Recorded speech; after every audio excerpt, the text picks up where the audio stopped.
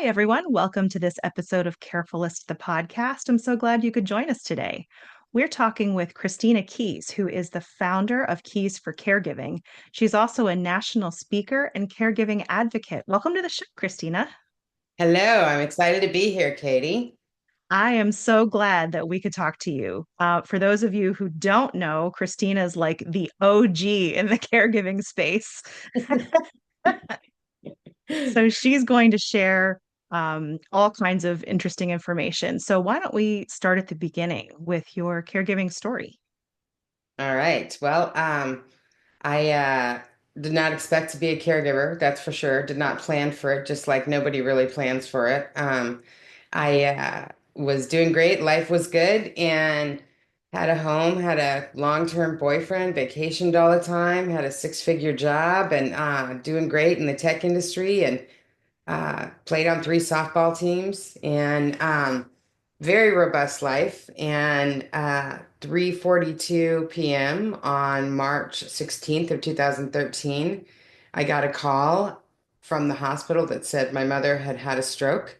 They didn't expect her to live. And I drove up to Seattle, which was like 3 hours away, and I walked into that room. My mother was on life support, and I didn't know if I was going to leave there with a mother or leave there having to make funeral arrangements. And they didn't know either because they had given her 1% chance to live.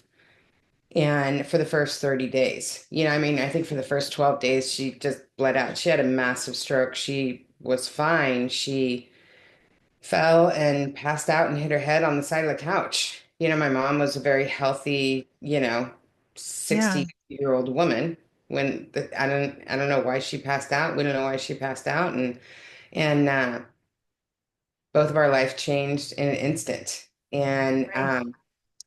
it was very interesting because the first at least the first year, I was not a caregiver.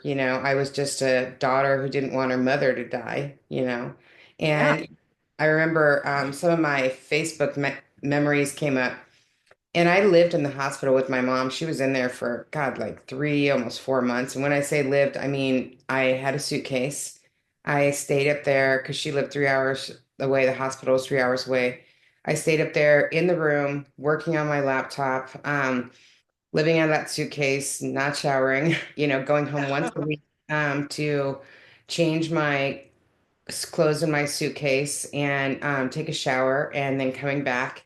And I lived with her and I was asking questions, and I didn't know I was a caregiver. And even when I yeah, was um, home and I had to now become a case manager, right, which I didn't even know the terminology for that. I didn't know that's what I was becoming. I remember one of my Facebook memories came up. This is how much I did not know about caregiving. I put on my Facebook, does anybody know if there's such thing as like babysitters, but for adults? Like I literally didn't even know. yeah, It was so out of touch with all of it. I didn't even know that, because they said she's going to need 24-hour care, but then they just give you that list of, senior living locations and right. home care locations, home care, and she didn't need 24-hour care, and I knew that was going to be expensive. And then, I found out that insurance didn't cover any of that. And so, yeah, my caregiving journey was much like being afraid of heights and having to fly a plane while building a plane without an instruction manual and without a toolbox. And Yeah, so that was what my caregiving journey was like. And I had to learn as I went along. And the first 3 years was, I was doing the same thing a lot of other caregivers were doing, asking the doctors, asking the hospital staff, like, what do I do? Where do I go? I don't even know if the word resources was in my vocabulary, at that right. time. Because we don't know what to ask for. We don't know what ADLs are. We don't know what, Yep. difference between home care and home health. We don't know about baselines, we don't know about any of that stuff. We just know like, oh my God, my mom or my husband or my child is going to die, and we're scared, and we're caught between this place of, being a rational adult, Mhm. trying to think logically, and also being this like 8-year-old child, like, don't let my mommy die, you know? Right. So, Yes. and the deeper I got into it too, the crazier it was because my mother had been my abuser my whole life, and I went through years of counseling, years of counseling and years of learning how to set boundaries with my mom. And before she had her stroke, I left home at like 15 years old, and before she had her stroke, we had mended some of that. She necessarily hadn't, but I Hmm. learned enough ways to set boundaries with her that we could actually Yep. have a relationship because I didn't want to be, that person that thought her mother didn't love her, and that was never Right. the case, and so what happened was when I became her caregiver, I couldn't set those boundaries. She had cognitive Yeah. issues, and things did not work the same, as now as it did before. And so for me to say, hey, don't do that or I'll do this, I mean, even if she agreed 10 minutes later, because of her now medical condition, she would not remember, right? So Right. Yep. it was a very interesting journey because, not only was I now this caregiver with no medical training. I mean, I didn't even have kids, I had a cat, Yeah. and a boyfriend, and that was it, And Hmm. so all of a sudden I'm learning how to, I hadn't changed a diaper in forever, so I'm learning how to change adult briefs and deal with incontinence and learn how to, I'm all of a sudden a PT and OT, case manager, a nurse, a speech therapist, an EMT, you know what I mean? Like all of these things that I've Yeah. been trained for. And, and I'm also a daughter who's slowly losing that role because I'm becoming a caregiver. So, Right. Yeah. Well, and adult briefs are no joke. It's not like changing a diaper on a small child who you can lay somewhere easily and, it's mechanically just totally different. right. Yeah, exactly. Yes, for sure. Yeah. So you had such a huge change in such a short amount of time, right? Yeah, You talk about this independent life and things were rolling along, and then all of a sudden there is just this massive stop sign in right, front of you. right. And one of the things that always astounds me is when you take on this role and you have to be the physical therapist and the speech therapist and the nurse and the EMT, if that was a paying job somewhere, those God. are all separate jobs for separate people. And on call And 24/7. And in the yeah, in the healthcare industry, when you are, or any job, when you're on call, you get paid money to be on call. You know what I mean? So like I right. didn't get anything. I got paid in like resistance to drinking shakes and taking pills. So Hmm. Yep. And on the receiving end of all the bad days and yeah, all of that stuff. Yeah, it's a source of frustration for me that people who have no medical training whatsoever are not only expected to take on a role, it's all of these roles combined, and there's no support for it, there's no training for it. It's all building the plane as you fly it. And millions of people rise to that every single day.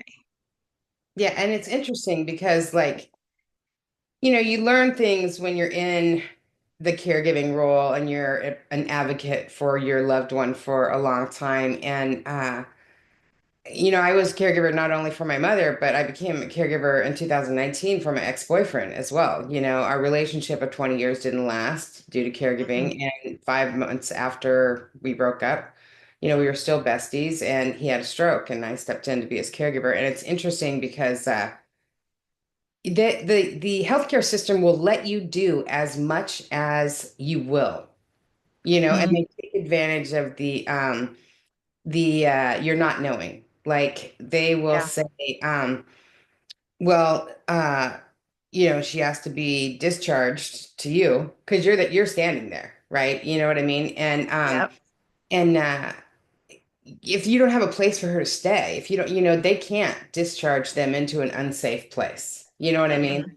Discharge them into an unsafe place. And, you think, oh my God, they're discharging her to me, and I've got to give 24-hour care, and I've got to work, or I've got to do all this stuff. And so, there's a lot of things that you learn along the way, even just with the billing, Mhm. when they talk about she's just here for observation. It's like, well, no, her oxygen stats have been under 89, multiple times. And so that makes a difference in the copay you're going to make if she's there for observation Mm. or if she's there for medical reasons, right? And so, you learn these things along the way as a caregiver, and they're very important for us to know. And we make a lot of mistakes in the beginning, just because we don't know, just like on a new job. Right, It's interesting. I'll talk to new caregivers or people who are new to living a life not being a caregiver after being a caregiver for a long time, and I tell them all the time, look, you've never done this before, you know. right. Even if you cared for your dad and then now you're caring for your mom, or you lost your dad and now you lost your mom, you've never, all of those things are new, so you Right. got to give yourself a break, right? You wouldn't say to your child, who's in kindergarten, why aren't you doing sixth grade math already? You know what I mean? Yeah. You do Right. that. You wouldn't say Yeah. to an employee who you're managing, you've been here 2 days, why aren't you leading this team? Right? Mhm. So, you got to give yourself some grace. Oh, absolutely.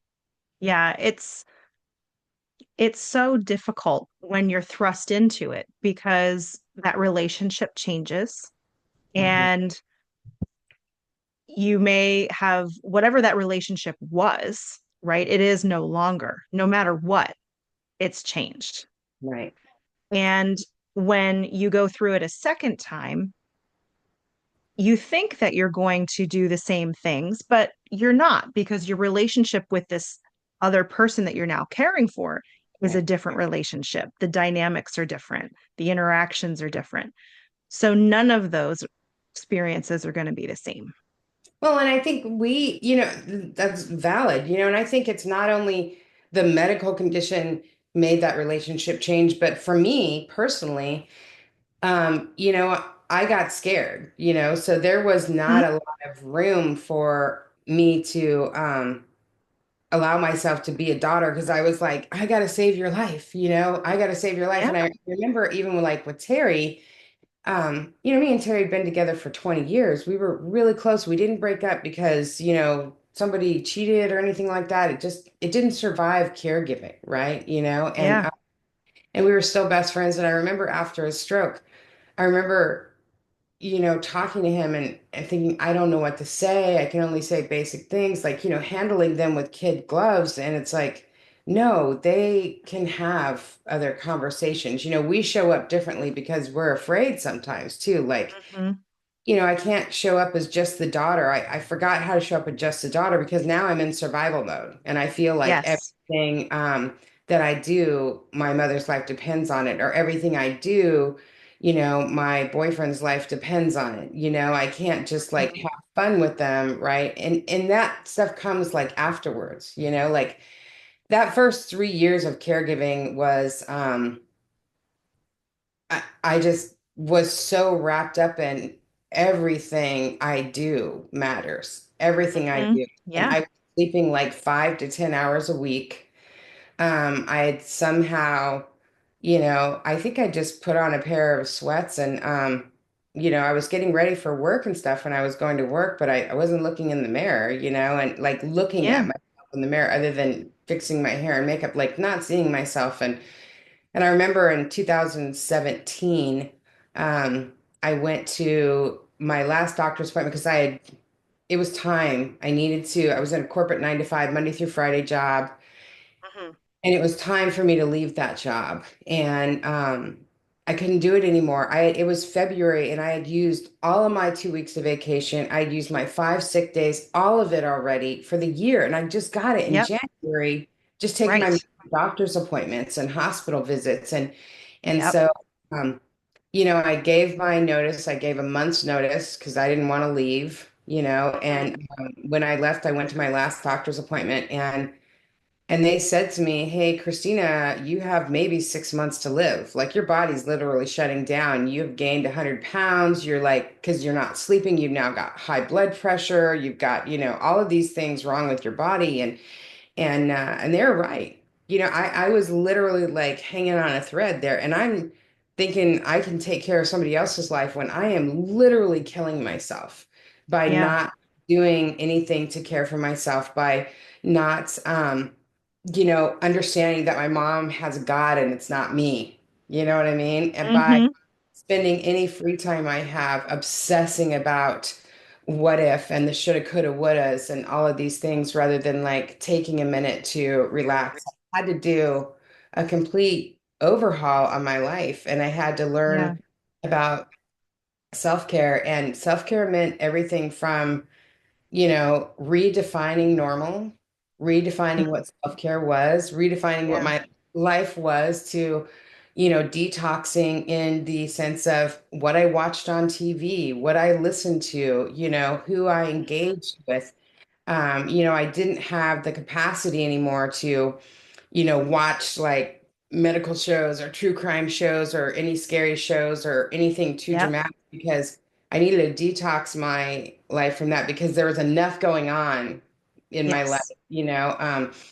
I needed to, detox my life on what I was watching on social media. I had to, Mhm. change my feed to more positive stuff because I needed a break from just anything that could stress me out. And Tuesdays stress me out, Wednesdays stress me out. So I really needed to take a look at that. You know what I mean? Breathing Yeah. stressed, when I was a caregiver, Right. like breathing, did I have time to breathe? So Yeah. I look at all of that in order to Yeah. live my life, and frankly, like when they said you have like maybe 6 months to live, I'll just be honest because I'm hoping some caregivers are going to be listening to this, and I know that some of them will relate. Like there was this moment that I was like, thank God.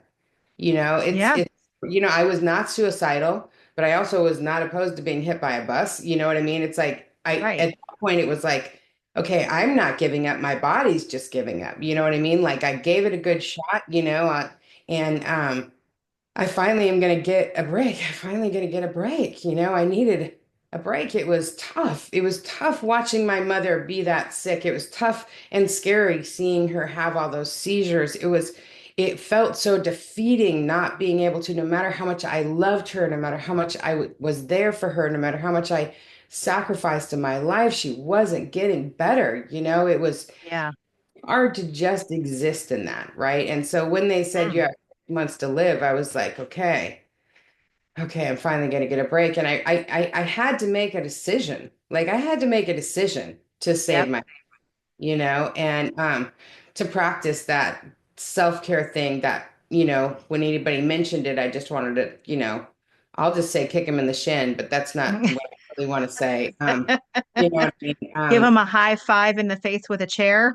Right, exactly. So, and especially when somebody would say something like, you got to put your own oxygen mask on first. I mean, give me two chairs for that person because, Don't say that. yeah. And the thing is like, this is why it's so important to have caregiver friends in your life, because a caregiver friend Mhm. will say to you, look, you need to put your oxygen mask on first.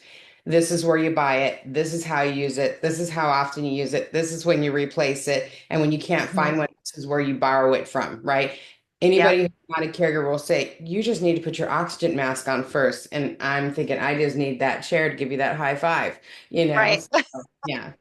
Here, he's come here. I'm going to take yours. Right. Exactly. So I had to make that decision to like save my own life. And now I'm in this Mhm. place of, okay, I've got to learn how to save my own life. And part of it is losing weight. Mhm. I went from making six figures to working five part-time jobs, having to stand in food banks, lines, having to give blood for money. How am I supposed to lose weight when I have no money? Yeah. Um, Now I've got to figure out how to exercise. I have no time because I had this life and then I put another life on top of it. I Right. really had a lot to look at, and I had a mountain that I had to climb, and I had to take that Yes. mountain one step at a time, 30 seconds at a time. And that first act of self-care. once I looked at what is my new normal for my life, right? Let's Mhm. redefine what my normal is, right? And no matter what anybody's life is, if you get a new job, if you get a new, you know, living situation, you move a boyfriend in or a girlfriend in or a wife or something new, right? You have a child. You really, if you want to continue your self-care, right, you have to redefine what your normal is. If you used to have in the mornings free and now you don't, when do you have 15 minutes free, right? So I had to look at that and redefine what my normal was and be realistic about this is my life. I am a caregiver. You Yeah. know, I don't know when my mom is going to pass. I am trying my darndest to keep her to around, right? And so Hmm. um, I'm gonna figure out what I can do and figure out the times that I can do it, And Yep. my first act of self-care was taking a blood pressure pill, which I got to tell you, I hate taking pills, right? I Hmm. I'm I'm one of those people who are like, give me sun, give me joy, give me a massage, and give me Hmm. like bright fruits and vegetables and meats and healthy foods, and I'm good, right? And so Hmm. I'm not a pill taker. So even just taking that pill was tough. So my first act of self-care was taking a blood pressure pill and texting a friend that I did that for 30 days. That was it. That was my Oh, first good. act of self-care, you know? Yes. So, and that was the thing that, you know, saved my life because I had to make that decision.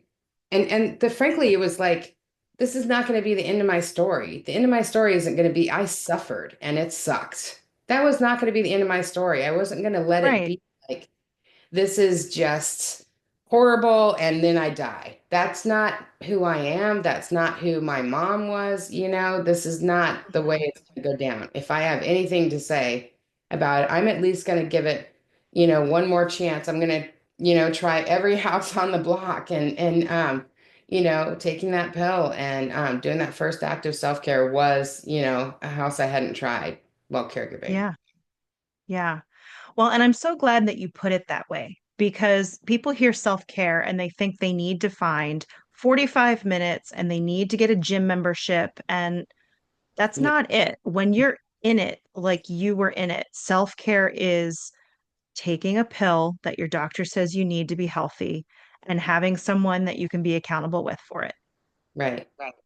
Right. I mean, and That's, my other acts of self-care were I had to exercise, but honestly, I'd gained 100 pounds. I played on three softball teams right at the same time before my mother had a stroke. I was a belly dancer, right? Three yeah, softball belly dancer, going on vacation all the time. So I was pretty darn healthy, right? yeah, And now I gained 100 pounds. And not only, it wasn't just the weight, it was my body was heavy with trauma, right? My uh-huh, body was heavy yes, with depression. My body was heavy with just complete what is going to happen and anxiety, right? And yeah, so not sleeping, right? hmm, So when I had to learn to exercise, I couldn't, one, I didn't have time to go to a gym. I didn't have money hmm, to go to. So my right, starting to exercise, I just committed to when I was walking down the hall, I would like lift an arm up and lift an arm every time I went down that damn hall, lift an arm up. And then I started adding when I would go down the hall, and my hall wasn't that long, yeah, lifting my legs up like, a little bit more, a little bit more, a little bit yeah. more. And that started it, and then I got a broken ass treadmill, pardon my language, a broken down treadmill, that I swear it was a manual treadmill. I don't know, but I got it for free, right? And I committed to 10 minutes a day on that treadmill. And it was outside. We didn't have room in the house. It was outside on my patio. And I was on that. I committed to that 10 minutes, even if it was during the winter. I mean, I'd be out there in two pairs of pants, two hoodies, and a bonnet thing and Yeah, gloves, 10 minutes on that. And I would check in. I had a friend that I would check in with, be like, I did my 10 minutes. I did my yeah, 10 wearing six different outfits at the same time, but I did my 10 minutes. And the thing is, if somebody would have said, Christina, man, things are hard for you. Let me give you this massage gift certificate, even if it was free, finding mhm, an hour to do that and then being able to relax on a massage table. I yeah, mean, there was no, I mean, it would probably take me like 40 of the 45 minutes to relax, you know? Right. So those type of things, mani-pedis, vacationing, all of those things, they were not in the cards at that time. But after I learned self-care by doing like 5 seconds here and there, 5 minutes here and there, 30 minutes here and there, what I found was what I actually had more time than I thought. And here Mm, I is because I traded in a lot of that time of shoulda, coulda, wouldas, a lot of that time of obsessing on is she going to be okay? Is she going mhm. to die? Where the hell is God, Buddha, or Larry from the convenience store? You know what I mean? Like that Yes. obsessing, I traded it in for some different things. And Mhm. I didn't even, I wasn't planning on doing, mind time management, but it just so happened that that's, where that extra time came from. It wasn't extra time, it was time I already had, but there's this thing that happens. I don't know. I'm sure it happens for a lot of caregivers, but it definitely happened for me. I'm in this place of like, my mom's gonna die if I don't do this right. I'm exhausted. She didn't listen to anything I'd say. How am I gonna get her to drink that damn shake? You know what I mean? Like Yeah. constantly just spinning in the mental masturbation of it all. It's just Mhm. it's horrific for us. And Yes. so I had to really, once I started that 30-second act of self-care, taking that pill and texting a friend, it changed. I had no idea what it was about to change because it changed my whole life. And I do want to say to like, you know, one of the things, we always wish there'd be a winning lotto ticket or a Jason Momoa or something, you know what I mean? And yeah, I am really grateful for that girl that was sitting on that couch that had just got that diagnosis and was just over life and deciding, do I want to just be okay with dying or not? Because that person, that version of me found one little speck of light in all of that darkness. Yeah. And that person saved my life, and I just want to say to any of the caregivers out there, you are so much stronger than you think. You Yeah. are so much more powerful than you think, and you are so much more beautiful and amazing than you think. And I know you probably don't feel that right now, but you are an incredible person and you're doing a great job, and we forget that. I mean, the fact that I was Yes. able to I didn't save my mom's life. I was just being a caregiver, right?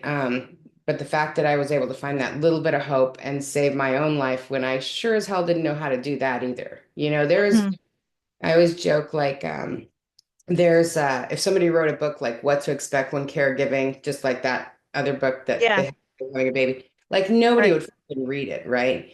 Yeah. And then how to save your own life too. We wouldn't read it when we're that anxiety ridden, when we're that depressed, when we're that stressed, when we're that, stuck in that trauma. It's really hard for us to see solution. It's really hard Yes. for us to feel any hope, right? And the only way to feel that is to, start moving towards it regardless, that Mhm.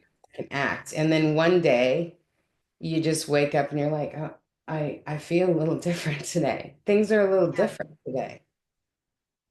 Yeah.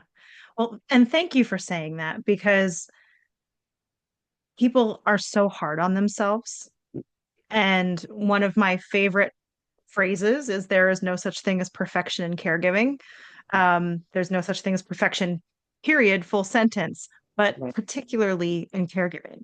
right, Um, People want to do it perfectly because they love the person they're taking care of. right. But really, I can say this word, realistically, Mhm. just showing up is enough.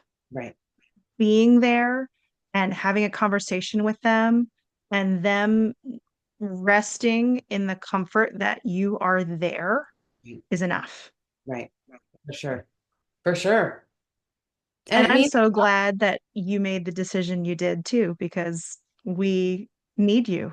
Wouldn't be the end of my story, and even, after I have a program called Caregiver Recovery because and I know we'll talk about that a little bit later, but my father died 6 months before my mother, and I was not his caregiver. So I got a, course on what grief itself is Hmm. and difference between that and caregiver recovery. And you know, even when our life changes then too, and we have to make some decisions, we got to apply those same principles. There's a new normal, there's a new, self-care is new for us, like all of Hmm. that. And we learn so much from our caregiving journey. It's so important that we remember how much we learned and all of those skills, whether it's Yes. recreating our life after the person we've cared for is gone or getting back into the workforce. Hmm. I had to leave the workforce. So we have gained a lot of skills being a caregiver. Absolutely. And that you just brought it back to something that I was thinking about when you were speaking earlier about it was February and you'd already used all of your time. I had the same experience. I had two little kids who were in daycare, so germs Yeah. constantly, Ah, and then having to take off for caregiving, and then the school would be like, "Hey, enjoy this week of spring break while we're closed." And I'm like, "That is not a gift. Are you kidding me? Like, I don't have time to this. I'm out of days." right. Exactly. Exactly. So the fact that so many people then are forced to leave jobs that they don't necessarily want to leave, or it's certainly not in their financial best interest or their healthcare coverage best interest, or whatever the case, Yeah. um, millions of people are finding themselves in that situation and then having to go back into the workforce. So it's really important that you do look at what you've learned while caregiving because it's a valid career gap. Absolutely. Well, and I remember, I gave that 1 month notice. I did Hmm. not want to leave, right? I thought my mother was declining, and I thought I'm going to give my notice. I'm going to be gone for 3 months. I'm going to help her graciously transition, and then I'm going to come back to work, right? And and I remember it was the last day of work. Everybody was off at 5, and I'm still at work, like, frantically putting into Salesforce, like, oh, Larry wears green socks, like anything, just like Yeah. here comes the CEO and all the managers. It's 6 o'clock, right? And I'm still at my Hmm. desk, and they come up, they're like, Christina, what the hell are you doing? Go Yeah. home, they're giving me the talk like you always have a seat here, all this other stuff. And I'm like, just like blank staring, like I don't want to go home. Like I've never loved Salesforce so much in my life, Yeah. and uh and I remember that was like the longest elevator ride of my life leaving that day because I at least when I was at work I was Christina the career woman. I was really good at my job. I was usually one Yeah. of the top three there. I was making six figures. I was doing really well. um I mean, my commission checks alone were, like over $10,000 each month. I mean, they were good. Like life Wow. was Yeah. beautiful, right? And so Yeah. I'm going to go to be an unpaid family caregiver, right? And so I remember riding down that elevator and just those doors opening up and being like, I am no longer the Christina, the career woman. I am Christina, the Yeah. caregiver. I have no flipping clue what I'm going Right. to do, right? And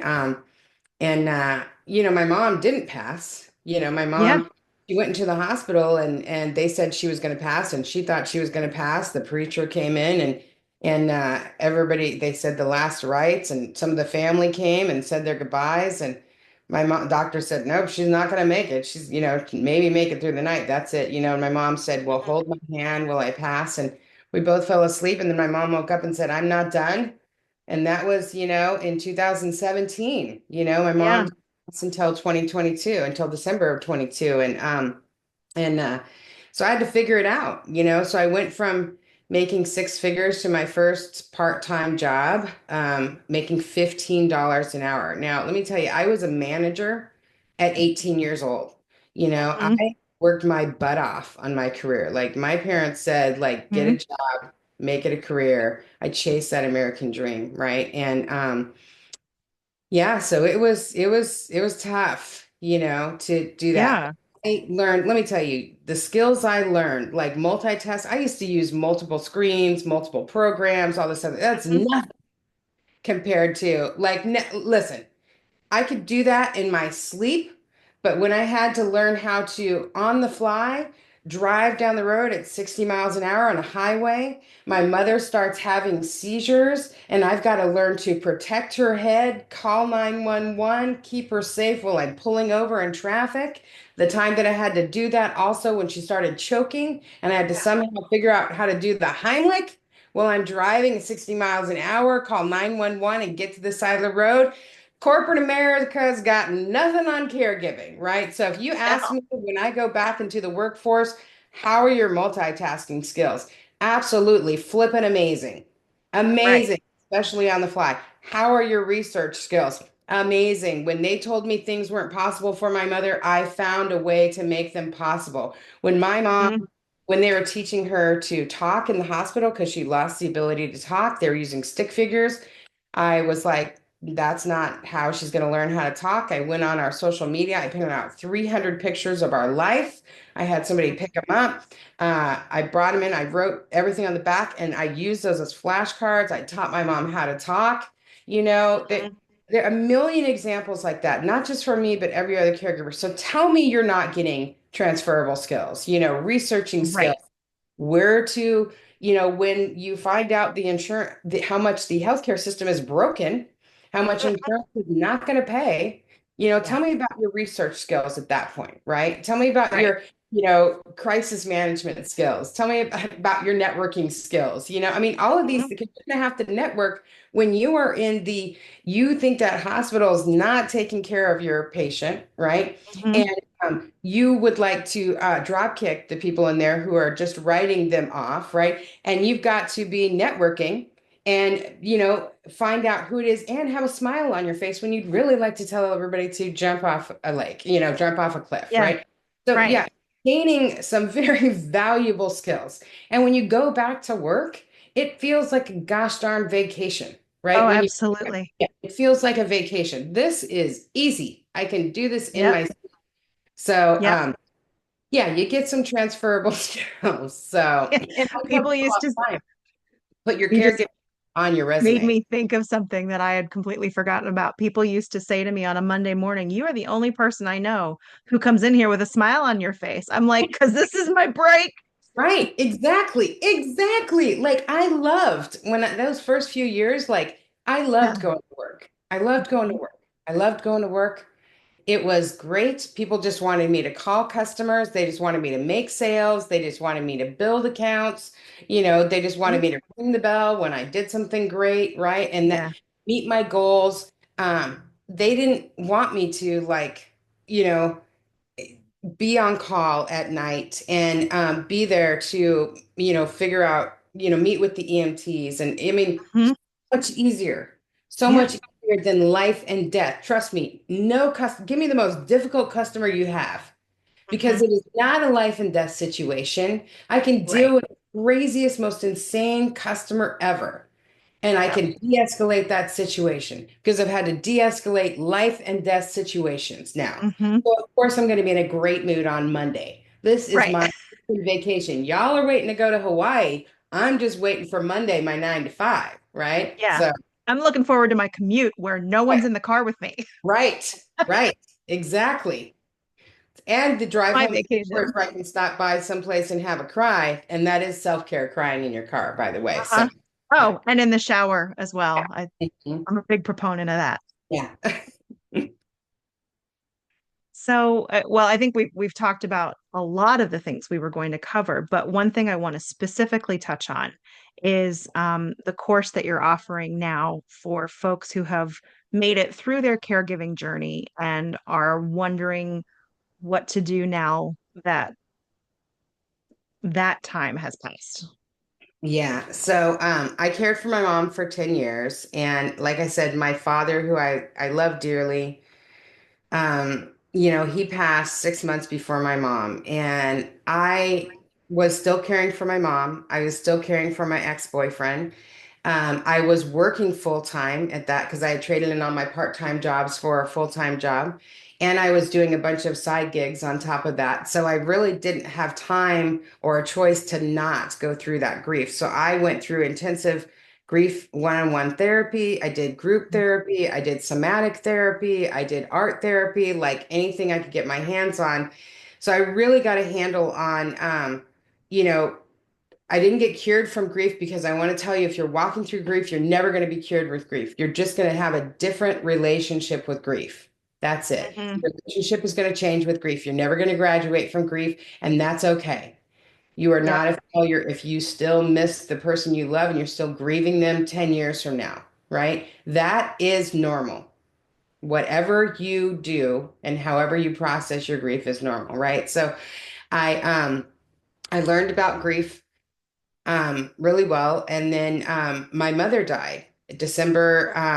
My father died in April. My mother died December 28th of 22. And I had all the normal grief things, but there were certain things that were new with my mom. Like I didn't have a Mm. panic attack when my phone rang or text went off after my dad died, but that was the mom hotline for 10 years, right? Um, Mhm. Caregiving affected my life emotionally, mentally, physically, spiritually, financially, and socially. It Yeah. destroyed my in those areas, right? And I Yeah. had to completely rebuild my life from when my mother passed. I had to rebuild every area of every area of my life for those, right? I did not have Yes. to do that with my dad. I just had to grieve, right? Now, Hmm. caregiver recovery, I what I realized because I've been sober for 31 years, and it reminded me a lot of, when I was first sober, I had to completely rebuild my life, right? From the Hmm. ground up, right? 31 years ago. And then now here I am, I'm having to rebuild my life after my mother's passed. And I Right. paid for my mom's care. All my life saving, I stopped counting at $300,000 of what I contributed. I once did an interview with like Forbes or Fortune, I can't remember, but the lady said, "Can I do some math?" And between what I had contributed physically, like the money and the time, the unpaid time, the lost wages, I mean, this time it was only like 7 years in or something. It was like $834,000, right? And mom didn't have life insurance, right? Yeah. Um, so, here I am, I'm having to start over. And so I thought, this is caregiver recovery. I have to create Yeah. a recovery program for me, right? And I'm going to share that information with people. And so now I go all over and I talk about caregiver recovery. I give tools for caregiver recovery. I have a monthly caregiver recovery virtual support group that is growing every day. And these people, it's yes, grief is a part of it, but there is so much more, right? When you've Oh, got yes. to figure out what your new identity is, right? When you got to, Mhm. rebuild your life financially, when you got to rebuild your life social, like everything, and not just like with my dad for the first few months, like I couldn't go out, socially it was a little tough or whatever, but it's way different, right? You are Mhm. rebuilding your whole life. And that's what I help people do, right? And I do some individual coaching as well on that. So yeah, it's quite the journey. So and I remember I was watching, because I documented my caregiver recovery on social media and YouTube, TikTok, Facebook, all of that. And I I remember I documented that hospice journey a lot because Mhm. the hospice journey was, listen, by this time as a speaker, I was speaking all over about caregiving. As an advocate, I was speaking all over about caregiving. I was personal friends with end of life doulas, hospice professionals. I was, creating events that had them in there. Logically, I knew all of that stuff. Emotionally, nobody is ready to see their loved one pass, Right. no matter how Yep. long it's been, no matter how many end of life talks you've had, right? Mhm. So, Now I go all over and I share about caregiver recovery and it's something that's needed. I remember when I first lost my mom, and I know a lot of people in the industry. I'm well connected in the industry, and I put on one of my social medias like, how do you deal with not the grief, but the caregiver part of it? And literally like everybody kept giving me advice on grief. And I feel like there was one person who mentioned the thing about changing your ringtone. It was Elizabeth Miller, right? Elizabeth Oh, Miller's yeah. amazing, happy, healthy caregiver, right? And everybody else was giving me advice on grief. And unless you've had somebody pass, I don't think you would know the difference unless you've had somebody pass that you were not a caregiver for, and then the person you're caring for. I think it was a blessing. Like my dad was always giving me weird blessings. I wish he would have given me a different one, but like, thank you, Dad, so um, Yeah.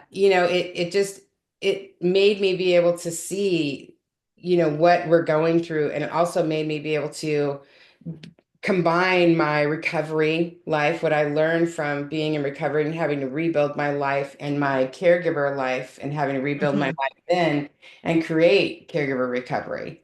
So, Yeah. Well, thank you for doing that because I don't think people quite realize that when you go into being a caregiver, the person you come out as on the other end mhm. is completely different.